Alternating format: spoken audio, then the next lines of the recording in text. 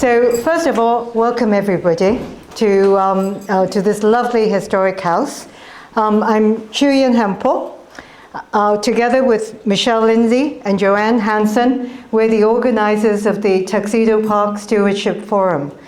Our goal is to encourage the exchange of ideas and information that are important to our community and that will shape our future. So last year in June, before the village election, we organized a Meet the Candidates event. And in October last year, we had Todd Forrest, who is the head of horticulture at the New York Botanical Garden, to come and talk to us about how to make our gardens beautiful and at the same time environmentally responsible and sustainable. Today, we will consider our architectural heritage. But first, let me thank our generous host, Lucy Yang and Richard Zena, for hosting this meeting in their beautiful historic house. And where's Richard?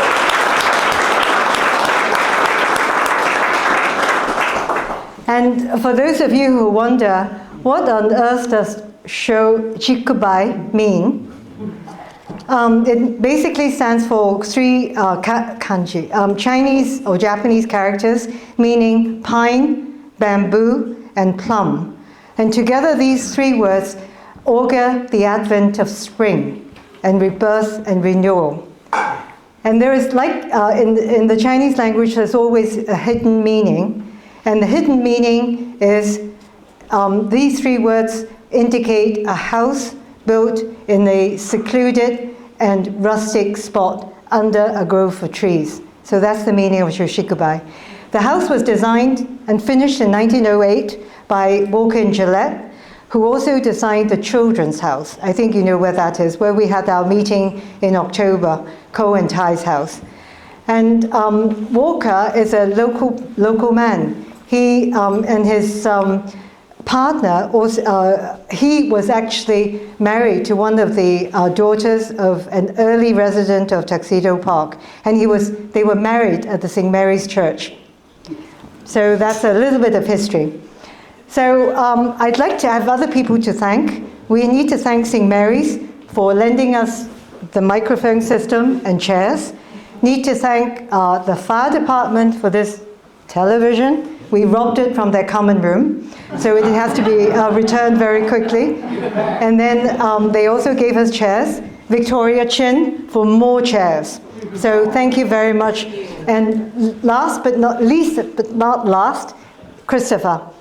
He is our organizer and logistical advisor, so wherever you are, Christopher Gao, thank you. And this beautiful table.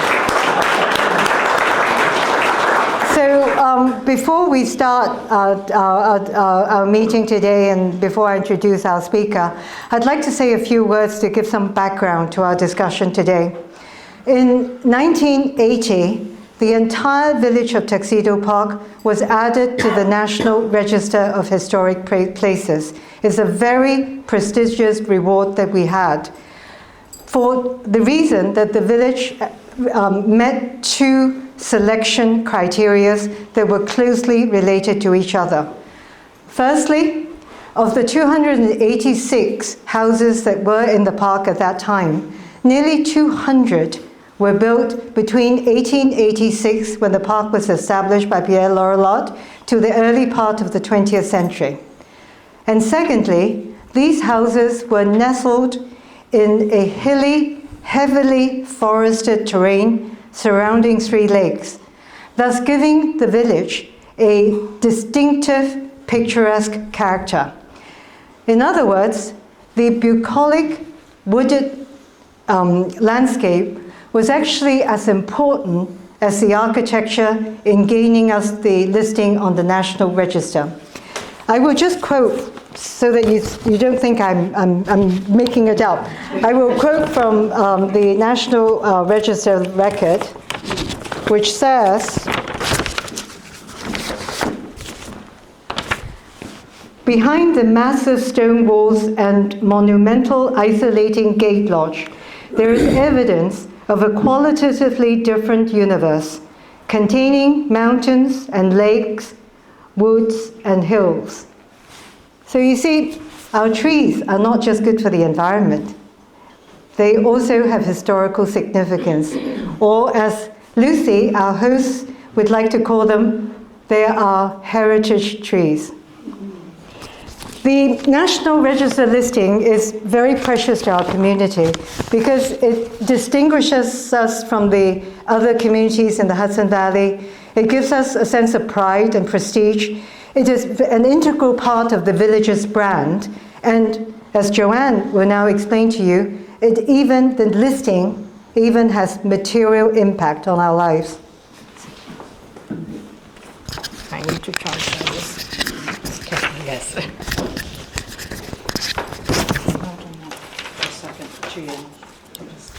Will I get myself organized here?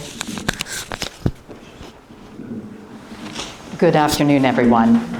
I'm Joanne Hanson, and I'm going to speak just briefly about the impact of a National Historic Register district and the fact that that designation enables us to preserve and maintain a heritage which then transfers into protecting and increasing property values.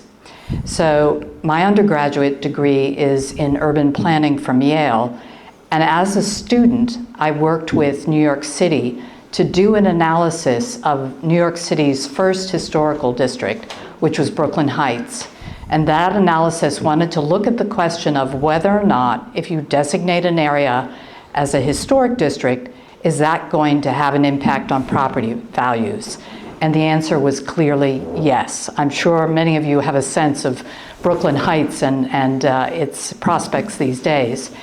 Roll that forward in time. In 2023, there was a study which looked at all of the literature relating to historic districts and property values. And it again confirmed that it's very positive for property values. And why is that? In a sense, historic district designation is a form of insurance. It's saying you live in this environment, and it's a preserved and protected environment. And as Chu Yin touched on, it's also a brand. People recognize Tuxedo Park as a special place. And again, that recognition, that historic district, translates into people feeling comfortable that this is an environment where you come and it's going to be preserved, and you know where it is, the type of environment that you're going to be living in. However, we understand that we don't live in Aspic. It's not a frozen environment. And so how do we go forward, protect our historic houses, our wooded and important landscape, and the general historic character of the village? And that's the questions we're going to be talking about today. How do you renovate a building, respecting its heritage and not into being destructive of the building? How do you build a new house that's consistent and fits into the historic character of the environment that we're in? Those are important questions that really need to be considered, and that's one of the reasons that we have a Board of Architectural Review.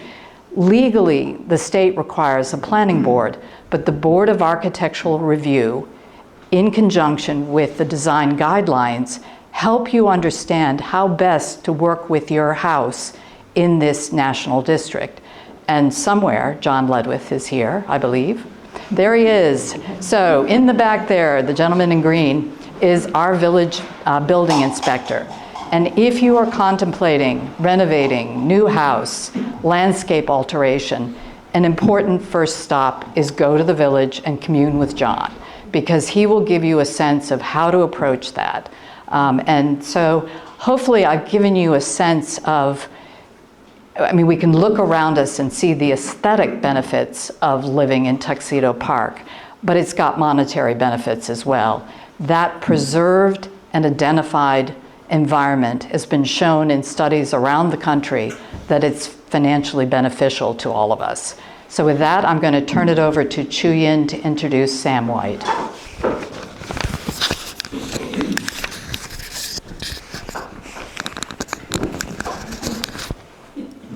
Thank you, Joanne. So I have the greatest pleasure to introduce Mr. Samuel White, our speaker today. Sam is a founding partner at PBDW Architects, a leading firm based in New York City, responsible for many award-winning projects, and some of them you will have heard of or have actually entered, including the Park Avenue Armory and the Spence School. Sam's diverse portfolio of educational, institutional, and residential projects focuses on designs that introduce new interventions to historic settings in ways that both reinforce and reinterpret their contexts. His recently completed works include a new net zero energy dormitory for the Center for Development Economics at Williams College, expansion of St. David's School in New York City, restoration of the cast iron facades of 462 Broadway, and rehabilitation of the historic Bayhead Yacht Club in New Jersey. His current residential projects include the modernization of Stanford White's 1902 Astor Courts in the Hudson Valley, and the renovation and expansion of an 1885 McKim, Mead & White townhouse on Manhattan's West Side. Sam is an authority on the famous Gilded Age architects Stanford White and the firm McKim, Mead & White, and he's written many books, beautifully illustrated books on these people and their works. So Sam, please.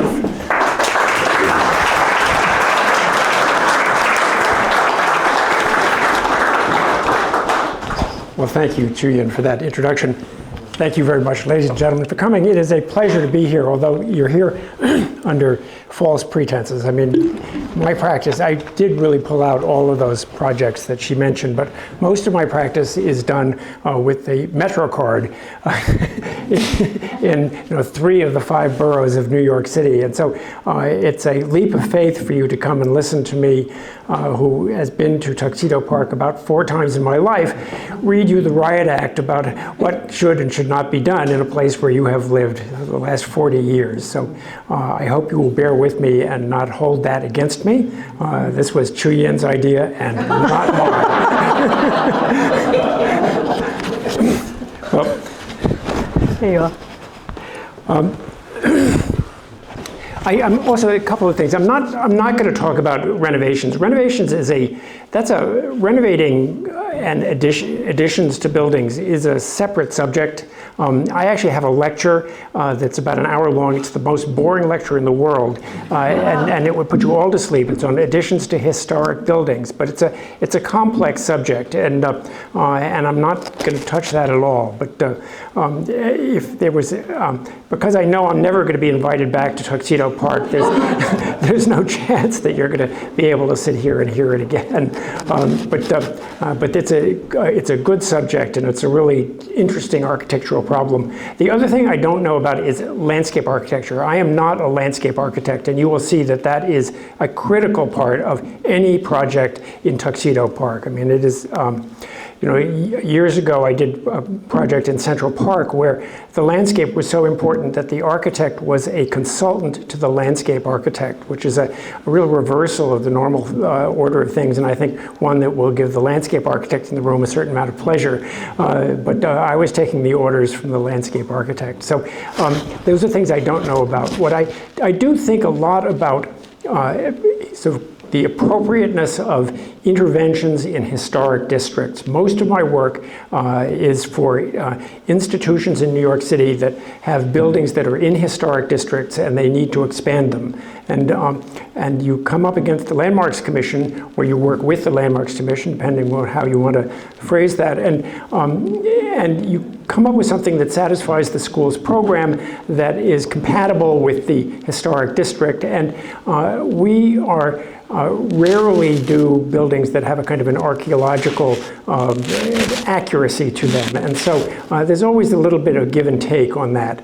But I really think a lot about historic districts and what the obligations that any intervention incurs when it sort of arrives in a historic district, what it can do to strengthen the character of the district, what it can do to sort of show the vitality of the district. And so it's something I do think a lot about, and I think it's something that is extremely appropriate here. This is a historic district, and any new construction really has to honor that sort of designation and that fact first. So that's just by way of background.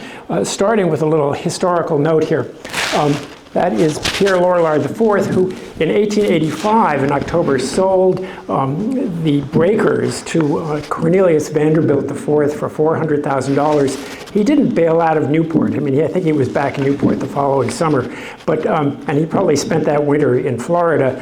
But he did that, and then just 6 months later, he started Tuxedo Park, really with the intention of creating a resort that was going to work on the shoulder seasons, the spring and the fall.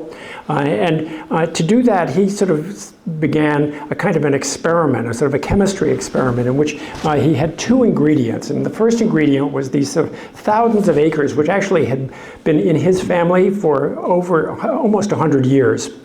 Just an extraordinary landscape. A note about my photographs of Tuxedo Park. Chuyen took me around in April, and these are the only leaves you're going to see. The ones right there in the foreground. It was just before the leaves came out.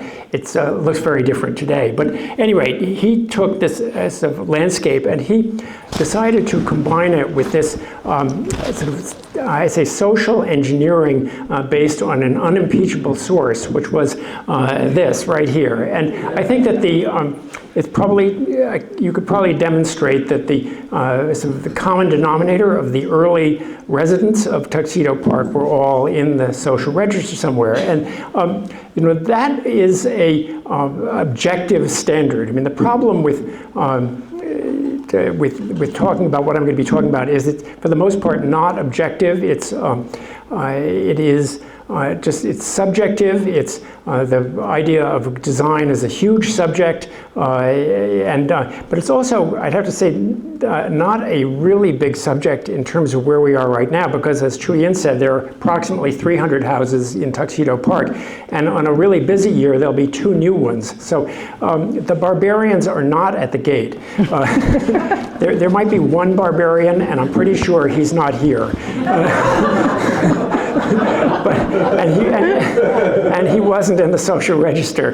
But if you use the social register as this kind of objective criteria for which friends you were going to allow to buy into Tuxedo Park, it meant that you were dealing with the right sort of people in a highly predictable way. I mean, they went to the right schools, they married the right people, their children were well brought up, and we were pretty sure that they were going to build a house that was going to be do the right thing with respect to the park and with respect to their neighbors. So this was not a bad way to start.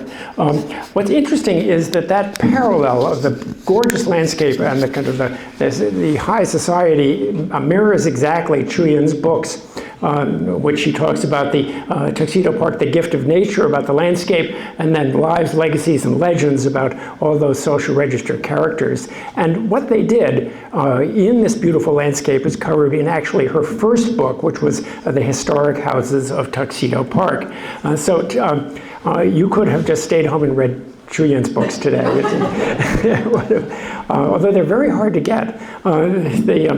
Anyway, one of the right things that these right people would do would be to hire a good architect. And so this is sort of lesson number 1, if you're sort of looking to write down the takeaways of this. Hire a good architect. That's rule 1. But and in the early 20th century, the good architect was probably an American who had gone to the École des Beaux-Arts. This is a picture of one of the ateliers at the École. I don't know if there are any Americans in there at that point, but that's what hiring a good architect looked like, sort of in somewhere between 1900 and 1910. Just by way of comparison, I'll show you very quickly what I think a good architecture office looks like now, which is our office, which is a very different makeup indeed. And I think you weren't allowed to smile so much back in 1900, but they're a happy group indeed. I'm in the back with the white hair. Well, anyway, what these good architects knew, and this is sort of rule number 2, was that when you're working with a landscape, particularly a landscape as important as Tuxedo Park, the landscape comes first. That is the absolute rule. There's nothing that you can do that is going to be more important than the landscape. And so they would look at that, and so the good architect would understand that the landscape came first. And then the next thing was that the houses in that landscape would be ornaments in the landscape. I mean, that's the difference between Tuxedo Park and, say, Harriman State Park next door. I mean, Harriman is 44,000 square acres, and but Tuxedo Park has houses in it, and that's why the landscape is so magical, because of the presence of those houses. And those houses have an obligation to the landscape, which is to be ornaments. This is a building that I did in Central Park. This is when I was working for the landscape architect. And this had to be an ornament. Now, you don't have to design a house that looks like it could be miniaturized and hung on a Christmas tree. This did. I mean, this had to be that way. But it does, it's an ornament, but it's an ornament that engages the landscape. It was sort of halfway into the water. It engages the playground on one side, the plaza on the other side. And I'm very proud of this project, but it shows that the landscape came first, and that the architecture, to the extent that it was an intervention in the landscape, had an obligation to be an ornament. Now that, in the case of building a house in Tuxedo Park, you can have a wonderful chimney, or you can have a terrific sort of front door and a porch, or a sleeping porch, or some amazing roof line, or some sort of remarkable material for your slate shingles or something. But it doesn't have to be, as I say, this sort of complete thing, but it has to have an ornamental quality that shows that there's something sort of, the house is sort of glad to be in Tuxedo Park, as opposed to sort of indifferent, or at worst even resentful. The next of the sort of the rules, and this is my observation, that the really successful houses in Tuxedo Park represent a combination of ambition and restraint. I mean, and it's a wonderful sort of sliding scale. You can define ambition in many, many ways. A house based on a Loire Valley chateau is a certain level of ambition. A house that covers a lot of acreage is another. Ambition could be the materials, it could be the image, it could be a number of things. Restraint similarly can be defined in a number of ways, but these houses have, the really good houses have both ambition and restraint. They look like they're making a leap for something, and they don't get out of hand. And but here's a couple of examples of what happens when you don't have it. Now nobody's going to build this in Tuxedo Park, I hope. This has no ambition, and I think you wouldn't call this restraint. I would call this sort of a lack of imagination. But from a planning perspective, the things that are wrong with the house, first of all, the garage door is facing the entrance. But the house just has sort of nothing to offer you. The only ornamental character about this house might be those those snap-on muntins for the diamond pane windows. But this is not a good house at all, because it just has it doesn't have any ambition whatsoever. But it's a one-story house, and don't just condemn one-story houses automatically, because as we get older, some of us living in the country like the idea of living on one story, and so we don't have to use stairs. One-story houses are very, very difficult to design, because you can't get, a 2-story or 2.5-story elevation is something you can really work with, and a 1-story elevation, very, very hard to do. This is an example of a really well-designed 1-story house. This is in Houston, Texas, by a firm, I don't know if you can see it or not, anyway, this is by a firm called Curtis and Wyndham, a very skillful classical architects. And what I love about this house is that in doing it, they borrowed elements from sort of agricultural sources, so that looking at this house, you sort of can almost imagine some groom is saddling up a stallion in the forecourt there, getting ready to go out to hunt. But it's just a wonderful combination of little architectural details, good landscape, good planning right around the edge of the house. So it can be done, but it's not an easy job to do a 1-story one-story house. I've never had to do one, and I imagine it would be very difficult. This is what happens when you have ambition without restraint, and I won't show it to you for too long. It's just it's kind of a gross thing that I found on the web, but I mean, it sort of goes without saying. But so we know what unbridled ambition looks like. But when I looked at this and I was sort of thinking about it, I thought, well, what would people say about this building? I mean, here is the first building you see when you come into Tuxedo Park, and what is this saying about Tuxedo Park? And I guess what it is saying is that you can be sort of extremely eccentric, as this is. It's not this is not a sort of a highly restrained design. I'm not sure. I mean, it's just not sure what this building is telling you, except that it was built with a lot of enthusiasm. But that's the message that Tuxedo Park is giving, and I think you have to realize that the Tuxedo Park is a landscape that can take a sort of a certain amount of eccentricity, which this is a good example. Well, in thinking about this sort of what makes good architecture, about 2 months ago, I was in Ann Arbor, Michigan, and I was walking down the street, and I saw this building across the street, and I looked at it for a while, and I decided that this was one of the worst buildings I'd ever seen in my life. And it reminded me of this remark by Frank Lloyd Wright that there was not a single thing you could do to it that wouldn't improve it. And so I looked at that, and I thought about it, and I came up, just for the purposes of today's lecture, with this sort of quick, short list of sort of criteria that you might look at in order to understand why a house might be good or why it might be bad. I mean, this is just my quick list. You could come up with your own list. But image and association, I mean, what is the building trying to tell you that it is based on what it reminds you of, to some extent? Foreground versus background. Both of those are very good qualities. I mean, there are, Park Avenue is a street of background buildings, whereas the foreground building is the building at the end of Park Avenue. So sometimes buildings, very successful buildings, have both foreground and background elements, but the good architect, remember rule number 1, knows sort of how to control the foreground and background aspects of a building. Scale and proportions, extremely important. A bad architect produces buildings that are just badly scaled and badly proportioned. Formality versus informality. Again, you sort of think about it. The White House is an example of a formal house. This house that we're in right here has some wonderful sort of informal qualities to it by the way the stone is handled, by the way it sort of is an L shape as you approach. So again, this is something that can be controlled. Sometimes it's combined within a single design, but sort of look at a house, look at a design and see how it deals with that. Materials, textures, and color, well, that is really that's kind of where the rubber meets the road on these houses, and that's where they really succeed or fail. And then landscape, as I say, I'm not a landscape architect, but the landscape is extremely important. So I then sort of applied these criteria to this house in terms of image and association. You can't really tell, what is this building? What is this building? And so it looks like it might be sort of a cross between a volunteer fire station that was converted to something. And so anyway, it can't quite tell you what it is. It turns out it's a community center. I mean, I actually went across the street and looked at it. Formality versus informality. Again, it seems to have slipped between two stools in terms of that. It's neither formal nor informal very successfully. Foreground and background, again, it's a kind of a background house. It's a kind of a nothing house that's been pushed forward to the foreground. Materials, textures, and colors where it gets a negative score.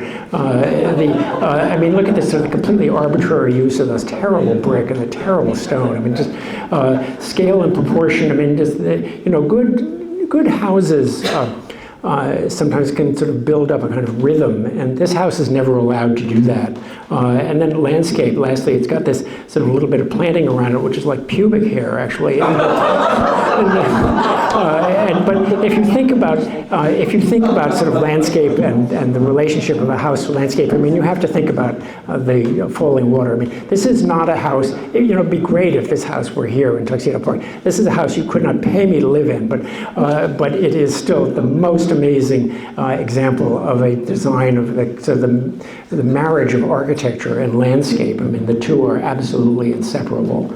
So on the strength of our Sam White's quick course and how to judge architecture, I mean, I thought about what would look good in Tuxedo Park, and I broke it into three phases of three styles, shall we say. The first being historic styles, which is essentially what the context of Tuxedo Park is. The great houses in Tuxedo Park were all built on historic styles. Then I'm talking about what I call transitional, which is sort of more contemporary sort of reinterpretations or abstractions, slight abstractions of historic styles, and then contemporary. And this is a kind of a hot button topic here in Tuxedo Park. You don't have very many of them. You have one which is really an amazing, one of the best houses I think designed in Tuxedo Park in the last 100 years. But it's very, very hard to do. You don't see a lot of them. It needs a really good architect to do it well.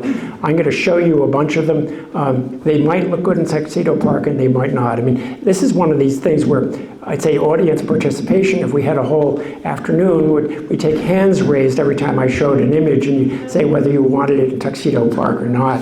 But you'll see a lot of different houses, and I'm not selling any of them. But starting with historic styles, this is a house by Peter Penoyer's office, and I think it's really a lovely house. It sort of combines formality. You see this sort of the central block with that, where they pushed out the massing a little bit, and they have the cupola on top. And so it sort of anchors itself with a kind of a formal center, and then it sort of goes off in either end with this almost looks like it might have been a sleeping porch at the one end near me, and then off to the kitchen wing at the other. So it combines formality and informality, foreground and background. Beautiful landscaping. I don't know who the landscape architect was on this.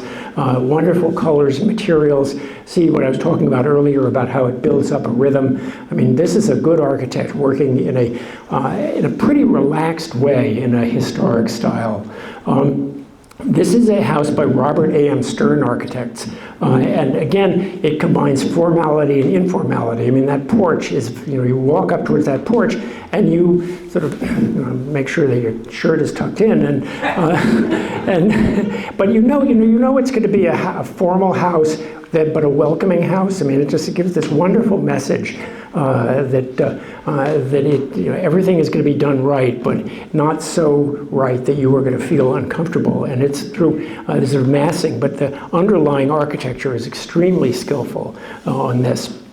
This is a house that I put in, not because I think it would be you might see this house in Tuxedo Park. I mean, there's some pretty almost vernacular colonial revival houses. This was done by a friend of mine, John Tippman, up in Boston, and the reason that I put it in was that this is a zero net energy house. If you look at that roof, he has got a ton of PV cells on that roof, and what he did here was to orient the house so that you approach the house, I think, from the far side and the front.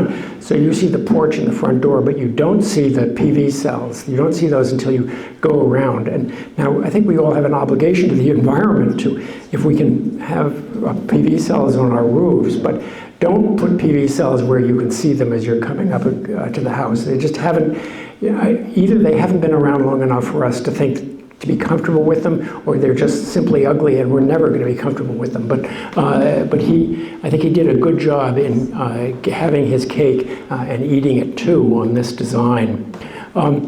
This is, again, by Curtis and Wyndham, the architects in Houston who did that one-story house I showed you before. And they do just beautiful houses. But what's, I think, interesting about their houses in historic styles, which is most of them, is that they say that they start to sort of think about the house, and they think about the style in which the house is going to be built. And eventually they sort of land on one or two architects from that period, and they look very closely at the work of that one or two architects as a sort of a reference point for developing the house. But they don't just look at the work of that architect. They look at they look at the buildings that that architect had been looking at. I mean, that architect developed a style based on something that hadn't been done before. And that gives the work of Curtis and Wyndham a kind of a texture, a shade and texture, I would say, that is more than just copying historic styles. They really have sort of gotten under the skin of what that style was. And it makes for, I think, a very interesting house indeed. This is another Curtis and Wyndham house. It's just a real charmer. I mean, I'd love to live in this house. Just two materials or three, I guess. It has that's brick, so it's a variegated gray brick, white clapboard, which is painted, and then it looks like it's a wood roof. So it just seems to have informality, but it has sort of real control. It doesn't, this is a modest house, but it's done with beautiful materials. This is another Curtis and Wyndham house. They also do very big houses. This is Houston, Texas, remember. But this house goes all the way from the edge of the screen to the edge of the screen. And, but if you just look at a part of it, you'll see how well they are controlling the scale of the house. They're breaking it down into, I'd say, bite-sized pieces so that you can relate.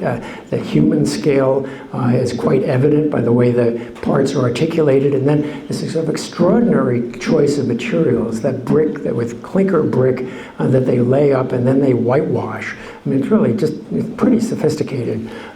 So they do it well. Keep control of the colors, and then I think they buy their tile roofs from, I think they buy them from buildings that are being torn down in Europe. I mean, this is what you can do if you're pumping oil, I guess, but it's a nice house.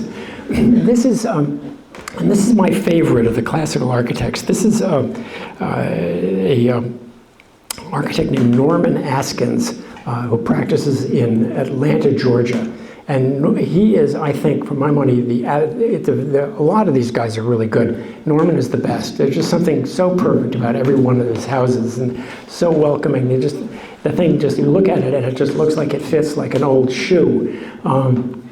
It would be wonderful to have this house around here. Here's the back of the house, and what Norman had done was to, these modern houses today, people want, in addition to the Georgian house or the whatever house, they also want, a rec room, a family room, an eat-in kitchen, a garage, a place where they can hose down the boat. I mean, they want a lot of things on the ground floor. And so when you're designing a house in a historic style, one of the struggles is that the ground floor wants to be a lot bigger than the historical precedent ever wanted to be or ever was. And so look at how he dealt with it, with this sort of combination of hyphens and dependencies, changing material back and forth from stone to clapboard. So he fit all those things into this house, but he kept the formal central element so that it still looks like it's a very faithful adaptation of a historic house.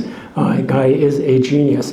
He works in different styles. I don't know what style you would call this. I mean, anybody wants to raise their hand and give it make an offer, but it's an undeniably charming house. And again, real control over the materials and colors here, but at the same time, some real eccentricity, which is the kind of thing that I think looks good in Tuxedo Park. Also very good landscaping. I mean, he works, evidently, if you go to Norman Askins, you're pretty sophisticated to begin with, and he gives you something that's worth it. This is a stone house by Norman. I mean, we have a lot of stone here in Tuxedo Park, and you can build a stone house without having to go very far for your raw materials. And then Norman can also swing for the fences. I mean, this is a big, big house. I mean, this house sort of redlines the ambition needle, I'd say. But at the same time, it doesn't lose any sense of restraint. I mean, it's not just a big house. It's a big house that, go back here. There we are, big house that, where it is pretty carefully controlled. So if you want a house this big, Norman shows you how to do it.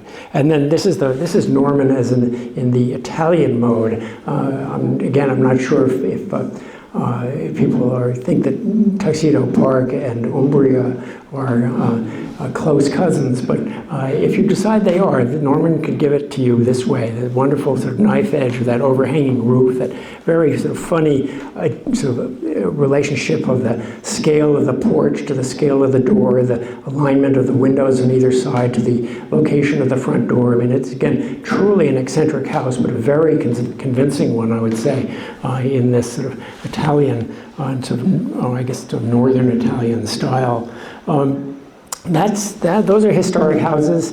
There are, when I started practicing architecture, it was really hard to find a decent window if you were doing a house in a traditional style. And now you can get wonderful windows, you can get wonderful architects. So the world is really now set up for people who want to do houses in historic styles. And there are a huge number of very, very good resources out there. Transitional styles, I'll go through quickly. It's architects who work in, so take a historic style and they abstract it somewhat. This is a house by an architect in Greenwich called Job Moore. And at first glance, it looks like it's a half-timbered house, but then as you look at it more carefully, you realize that it's not a sort of a traditional half-timbered house. This is a contemporary house where he's abstracted the timbering. He's half-timbering. He's got these very sort of sharp roof angles for the porch and the dormer. I think the reason that he did this, I've never seen this house in person, but I think he was working in a neighborhood of traditional houses. Joe Moore is a contemporary architect. I mean, he really does some real hard-edge modernist stuff.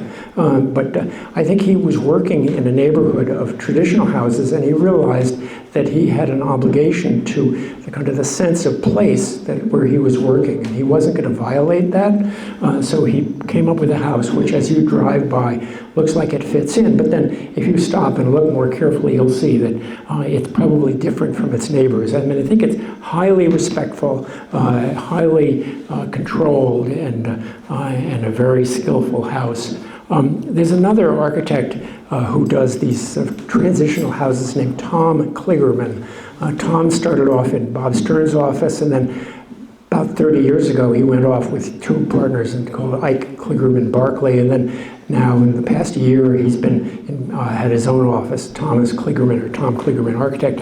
Tom takes sort of classical, traditional elements and sort of pulls them apart and reassembles them in a, frankly, I'm trying to avoid using the term goofy, but I'll use it. There's something really strange about some of these houses, the way they're put together, but they're all made up of very familiar parts. And I think that if you saw this thing through the trees in Tuxedo Park, you would think that it was going to fit right in. Here's another one, again, with very sort of recognizable individual parts, but put together in an eccentric manner. They are beautifully built. I mean, I have to hand it to these. Tom Kligerman comes out of a sort of a school of construction that cannot be beat. These houses are really wonderful. And then we get to modernism, and as I say, I'm going to go through a number of examples. Chu Yin's one rule for me was that I could not show any houses in Tuxedo Park because she didn't want anybody to feel singled out for better or for worse. So fortunately, there are very few examples of modernism in Tuxedo Park, so that wasn't a real problem. It was more of a problem in the historical style section. But there are contemporary houses, I think, can be really carefully designed to fit into historic districts. I mean, and the trick, as I say, is that they respect the spirit of the historic context in which they are placed. I mean, if they don't do that, they don't belong. If you're building a modern house, one of the things to do is to build it sort of on the edge of a mountaintop, about far away from everybody else as you can. This is Toshiko Mori, but here the houses are a little bit closer together. This is a house by Elliot Noyes. Elliot Noyes practiced in New Canaan, Connecticut. And New Canaan is not dissimilar from this area in there's a lot of hills, a lot of rocks. a lot of trees. And here he took a contemporary vocabulary and he worked with the landscape, the way the house sort of fits into the landscape as it sets down. Very controlled use of the materials, handsome proportions. This is a really good-looking house. I would not put this house right out on the road. I mean, I would have to say that if you're concerned about modernism in general, all you have to do is change your zoning regulations so that there's a 500-foot minimum setback from the street, and then you don't have to worry about it at all. But anyway, this is a really handsome house done probably about 30 years ago by Elliott Noyes. This is a house by an architect named David Pudding, a more contemporary version, using essentially the same vocabulary of stone and wood with a really clear presentation of how the program might be arranged. So a good-looking house, not a house that is going to cause anybody to go into a state of shock. Here we have a house by Marcel Breuer and Toshiko Mori. Breuer did the part on the left, Toshiko Mori did the addition more recently on the right.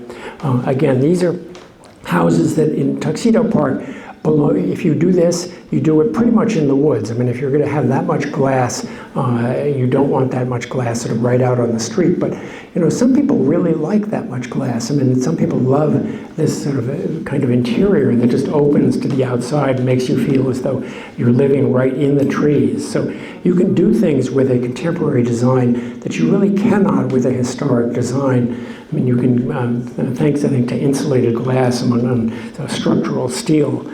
So a good-looking house, and also this is a case of a good-looking addition.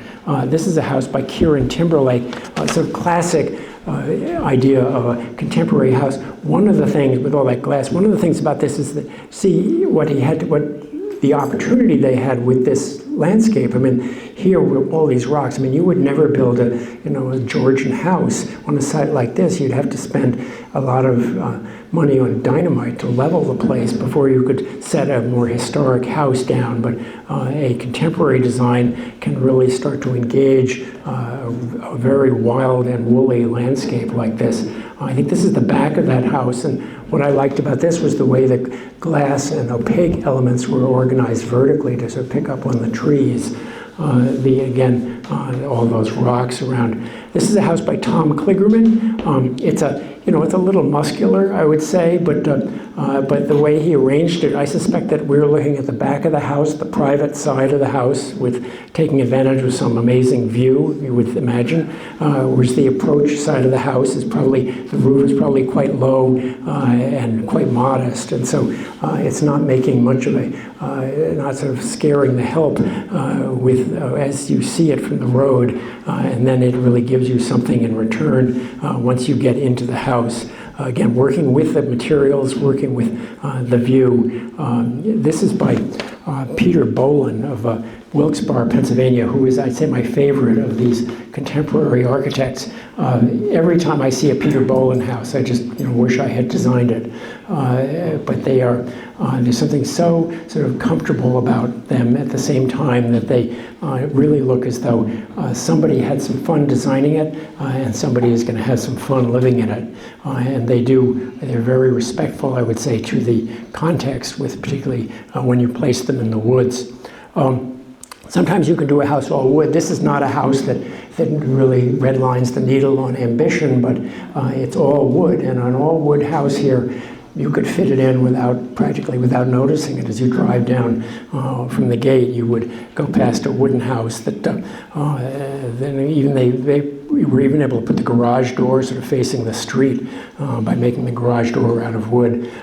Here, another one of these things. And these contemporary houses do give you the freedom of sort of arranging spaces and levels in a different way. I mean, I think most of us grew up in traditional houses, and most of us are really actually quite used to the arrangement of spaces in traditional houses. And some of us, and I'll speak for myself, might be a little bit uncomfortable with this kind of freedom offered by this house. But if you want that kind of freedom, you're not going to find it in a Loire Valley chateau. I mean, you're going to find it in a contemporary design. I love this house. This house has real snap to it. beautifully proportioned, wonderful rhythm, highly disciplined house. I think that might be there's that Japanese technique of burnt wood, and I think that might be what the facade is made out of. But this is a really distinguished looking house. I think that is by, let's just see, David Pruting is the architect for that. And then this was my favorite in my research for contemporary houses. I mean, this looked like a some contemporary art project where somebody left a lot of steel out in the woods. These sort of elements that just are these. I mean, this is an ornament in the landscape. I mean, it's an abstract ornament, but it's an ornament in the landscape. This is a house, and when you go around to the other side, you start to see that it really is a house. But this, I mean, I think it's a brilliant design, and I think it's the kind. If you are open to this kind of really good, imaginative, contemporary design, something like that would look good here. So, lessons learned: hire a good architect. The landscape comes first. Houses are an ornament in the landscape. Combine ambition with restraint. Don't be afraid of modernism. I mean, the character of this is a historic district, and the character is established by the historic houses. But it doesn't mean that that you can't accept a really well-designed contemporary house. So, for a postscript, just a couple of things I'm going to finish up with. This is a picture that was published in Architectural Record about, the past 6 months. And this is a house by an architect named Marlon Blackwell. Marlon is a really good architect. He was the dean at the University of Arkansas, and a very contemporary architect. And what I found, first of all, very strange was that usually when you see in the architectural magazines some great modern architect has done a house, the picture is so tightly framed that you have no idea what the house is next to. So I was astonished that Architectural Record published this picture, which showed the context in which this house was placed. And once I got over my astonishment, I was appalled. I mean, this is a really well-designed house. I mean, you look at it carefully, you look at the photographs, beautifully designed, probably better designed than any of the houses around it, and yet, what were they thinking? I mean, who wanted this? I mean, if I lived in the houses next door, would I want this next to me? If I built that house, would I want to live in that neighborhood? I mean, I just couldn't figure out why they put that house there, but they did. And so the answer to this, if you want to build a house, think about the houses that are around you, because you have an obligation, I would say. I'll go back here. I keep pressing this thing. Hold on a sec. You have where are we? What did I do? There we are. I mean, you have an obligation to, just a social contract obligation to your immediate neighbors, not to give them the finger. This really bothers me, because he's such a good architect. And this is so poorly thought out. And yet Architectural Record thought that it was okay to show this whole picture. Well, anyway, draw your own conclusions. Site planning. Here's an object in an ornament in the landscape. I mean, you're driving in East Hampton this is on the north side of 27, for those of you who are really into East Hampton geography. And you go past this thing and you see this cube sort of floating over the landscape. Very handsome, well-proportioned, good materials, good control. And so that's the public face of this house. But when you come around to the back, this is what this house actually has. I mean, it has everything that you want. I mean, it's got the rec room, the pool, the guest quarters, the garage, all of that stuff. But it's not imposing itself on its neighbors in any way. It really has sort of hidden the treats for those who come onto the site. So a good site plan can really get you a lot of friends, I would say. And then gardens, as I say, I'm not a landscape architect. The subject of gardens is one that I know very little about. But I would say that Tuxedo Park is not the land of gardens. I mean, it's a land of a different kind of landscape. And this is a house by let's see, Olson Kundig, who are very successful architects in the West Coast. I mean, not a particularly memorable house. It's a good house, probably well built, But what I love is the landscape that surface design put around it. I mean, they didn't put a lot of mown grass with some rose gardens or something like that. They put these grasses, I mean, something to really reinforce the context in which this house was placed. And so this is how a landscape architect or landscape designer is really an important part of the project. And then to finish up architecture, that's Westover on the left, sort of 1760, I think, something like that, and Philip Johnson's Glass House on the right. Both of these are extremely well-designed, very famous houses. I mean, wonderful, wonderful houses, but they are appropriate in different locations, and they appeal to different people's taste. But the one thing that that is unquestioned is that they are both extremely well done. And so the lesson is that appropriate design in Tuxedo Park is a matter of quality, not style. So when you are looking at a design, I would say after you sort of go through the basic, setback, height questions, sort of ask yourself, first of all, whether the design is good enough. And because that's a hard question, but I think it's a fair question to ask of any house that's going to impose itself on Tuxedo Park. Is this design good enough? And then if it isn't good enough, I mean, throw it out. But if it is good enough, then ask yourself, is it appropriate to the context? I mean, does it reflect the spirit of Tuxedo Park in some appropriate way? If you ask those two questions and you're satisfied with the answers, I think you will have some wonderful architecture in Tuxedo Park. Thank you very much.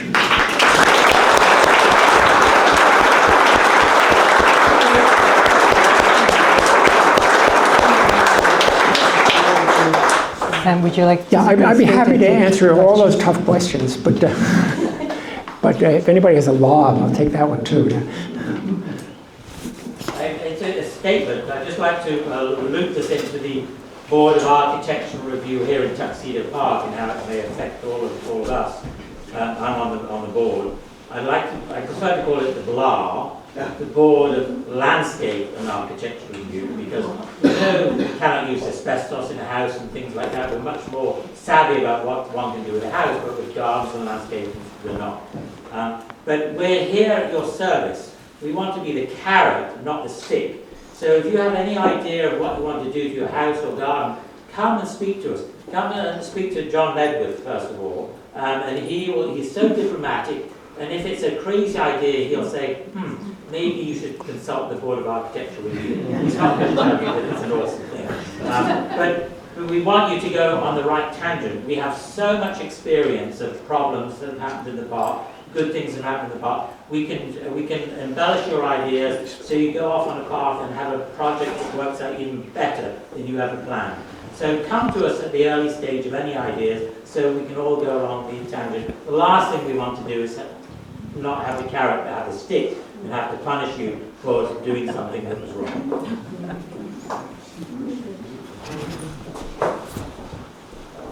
I actually have a question, Sam.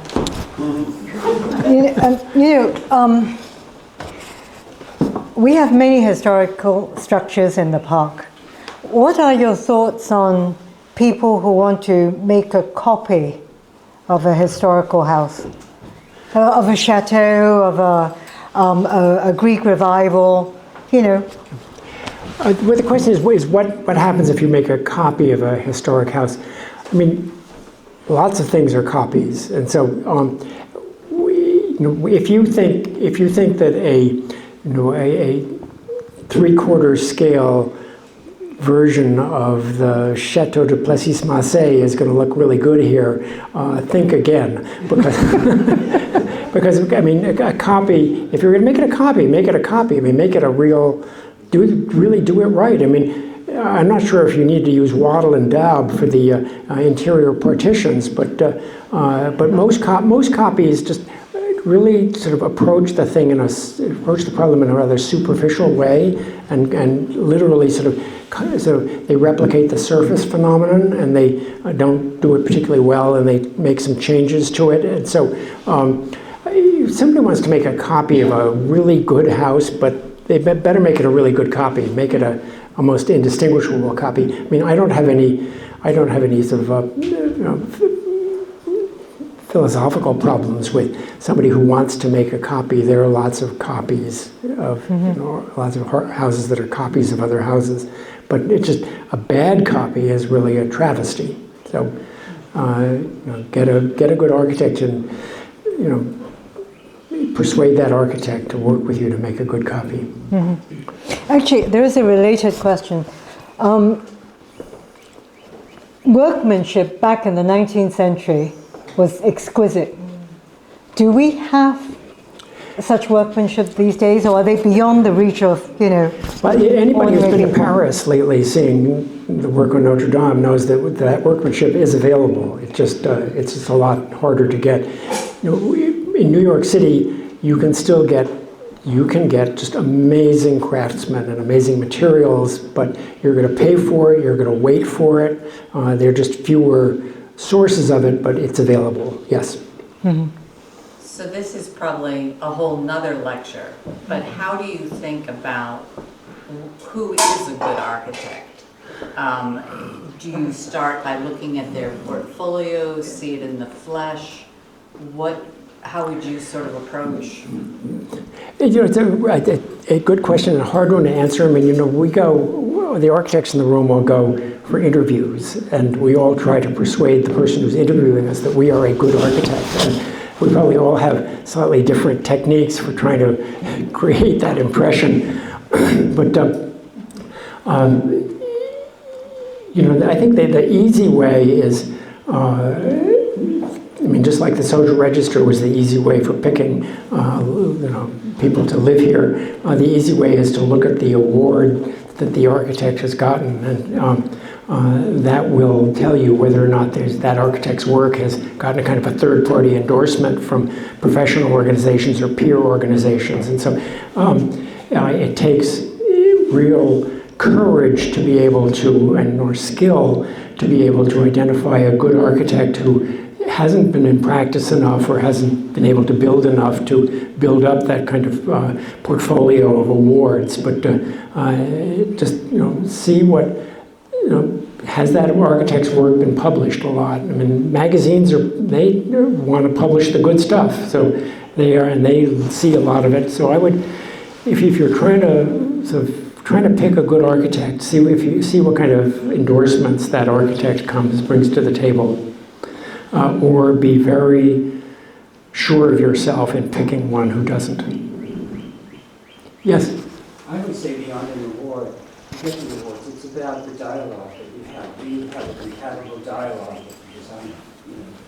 It's most important. You don't need a dictator, you want something.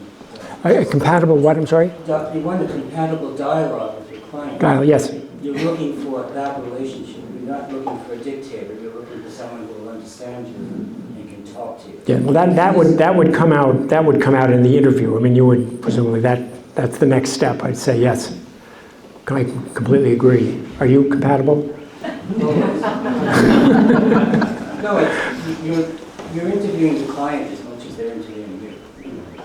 You really see, can they get? Is the marriage going to make it through this renovation?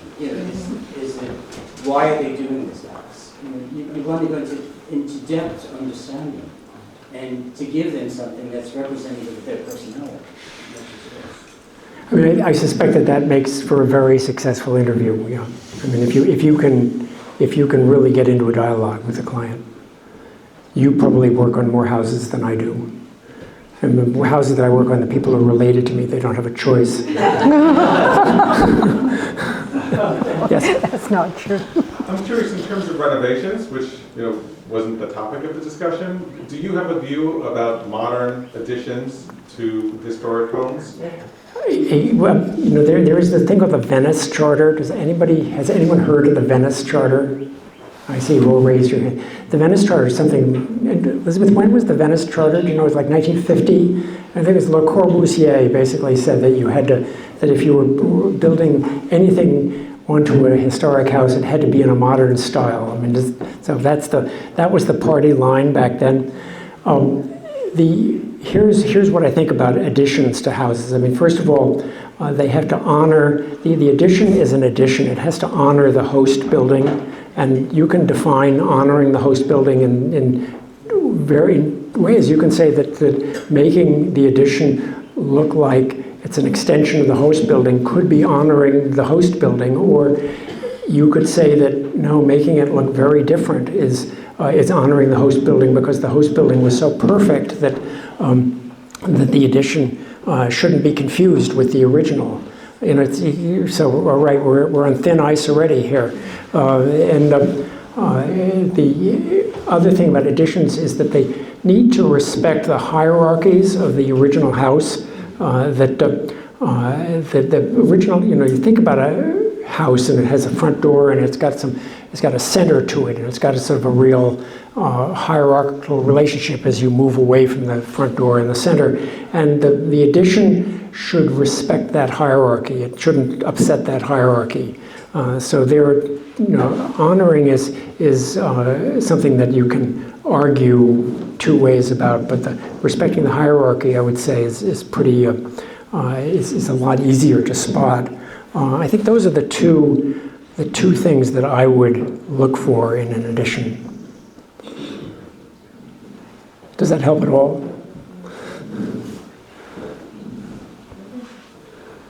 Well, we can, I think... Lucy has a question. Oh, you what? The hostess.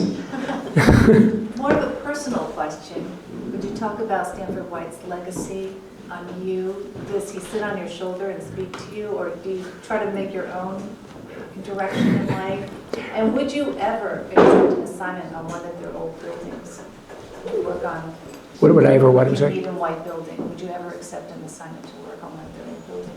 Well, the answer is I'm working on one now. I mean, I'm working on the building I'm working on it's 82nd Street and West End Avenue. It was terribly destroyed over the last 120 years by most recently a fire, but then before that they converted it from a single-family residence to a multiple dwelling. They put fire escapes down the front. They de-stooped it, and they did everything. Interestingly, on that one, I had to recreate or do a new facade, and I did a facade that was not faithful to the original, although I could tell what we had a photograph from the New York Times from 1880, whatever. We could tell what the original looked like. The Landmarks Commission was not at all interested in my imaginative journey into design. They wanted as close as possible a recreation of the original 1884 facade. So I thought, and you know, in New York City, the Landmarks Commission has complete teeth. I mean, you don't get past them, you don't build your building. So I was working for a client, so I wasn't going to go stand on principle and say, really, you know, don't you think this could be a little different? And the answer was no, they didn't think it could. So I had no problem working on McKim Eden White buildings. Personally, I didn't pay any attention to Stanford White until I was about 50 years old, and at that point I decided that whether I was a good architect or a bad architect, I was not going to get contaminated by getting interested in Stanford White, and so my interest started around then. But Elizabeth and I did 4 books on the work of McKim Eden White, and they're wonderful books. I mean, they really, people use the phrase houses by McKim Eden White all the time, and the first of these books, the houses book, was the first time anybody could really see what these houses look like when you saw them sequentially arranged chronologically. You could see how their work developed from the very inventive style of the 1880s to the transitional style of the late 80s to the sort of the academic classicism of the 1890s and beyond. And so they're good books. That one, the houses book, is hard to get, but I think the others are still around. Yes, sir. Yes. So Stanford White was your great-grandfather? My great-grandfather. Stanford White had one child, and Larry White, who took over the firm of McKim Eden White. I think Larry White worked on Chastellux, which was done in the 20s, and then Larry White ran the office of McKim Eden White until he died in 1956, and then the firm went out of existence at that point. They were working on the Museum of American History in Washington, the Mall in Washington, D.C. It's where the First Lady's ball gowns are. You've all taken your daughters there. And it shows, I mean, he said, it's interesting, he said when he got that commission that it was a lose-lose proposition. That I mean, it was this amazing, big commission, building on the mall. But he said, you know, if I do a modern building, I will be criticized by the people who think that the mall is a classical design. And if I do a classical building, I will be criticized by the modernists who think that I have my head in the sand. And so he did a building that tried to sort of sneak in between the space in between. And it's not, as a piece of architecture on the outside, it's really not very memorable, but it's a good design inside. I mean, they did a really terrific job inside. But he was not in a happy position with that commission in a sense. And so did the professional architect skip a generation or? Skipped a generation, yes, yeah. My wife probably thinks it should have skipped 2.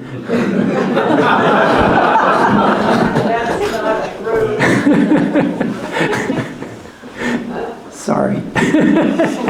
Yes. Thank you so much for a very interesting and very intriguing and fun lecture. Barbara Regna here.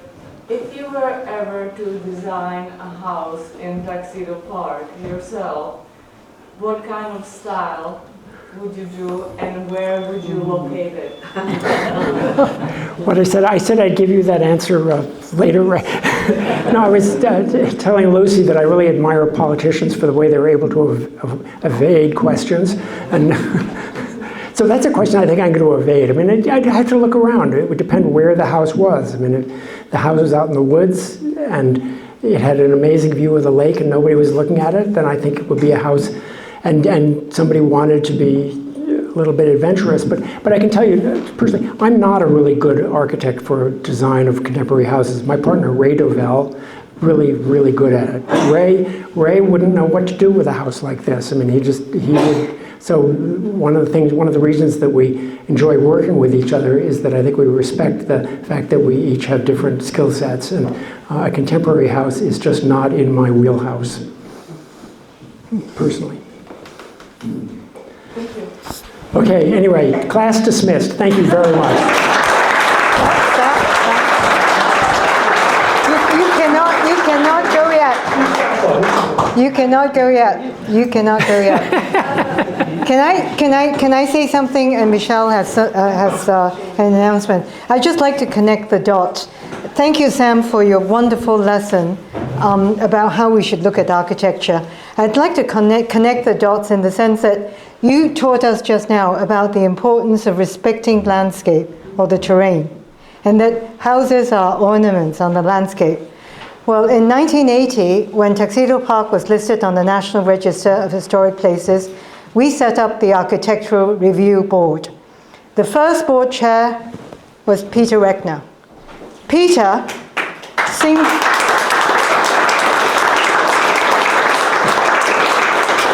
single-handedly, more or less, he wrote the code section 100-54, which talks about the how we should look at architecture and how we should approach construction projects. So do look at that. It's in our E-code. But in there, he says, with great foresight and echoing Sam, respect the terrain. Build with the terrain. Don't force your house onto our hilly, wooded landscape. So I have to thank Peter for his wonderful legacy. He served us for more than 30 years on the Architectural Review Board. So with that, I'm turning over to Michelle, who will talk about what we're going to do next. Okay, yes, thank you, Sam, so much, and Lucy and Richard. Yes, a little preview of our next event, which will be in late September. We are going to look at history in another way. We're going to look at the historical relationship between the town and the village. And we're going to look at how we can forge relationships between the town and the village, how the relationship has changed, and what the future might look like. Some of the things that we are already working together on is the revitalization of the downtown hamlet. Many of you were at our public workshop And we look forward to hearing feedback from people who couldn't come but can look at it online. And then we will have the master plan will be ready by September, and we will be submitting it to New York State for the New York Forward grant program. Another part of our revitalization of the downtown area is the Greenway study, which will be presented Monday night at the town board meeting at 7 o'clock, whether you can go in person or watch it online.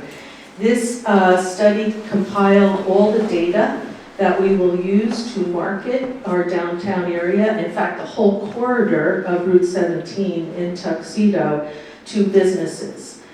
So that will be our next study that we will be using for revitalization. And then as many of you received the mailings this week about our community power program, which we are launching. And so that is just one thing that we're doing. The town and the village, climate smart communities are working together to promote clean energy, reduce greenhouse gas emissions. So more on that, keep following us, and we'll have much more to announce to you in September. And then of course in September, Tuxedo Reserve will be pretty much underway, and we will have wonderful updates for us to talk about with that project and how that will benefit all of us in both the town and the village. So please join us then.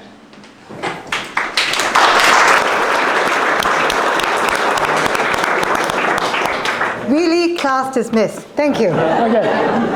Thank you. That was great. Great. I mean, the fact that you talk about landscape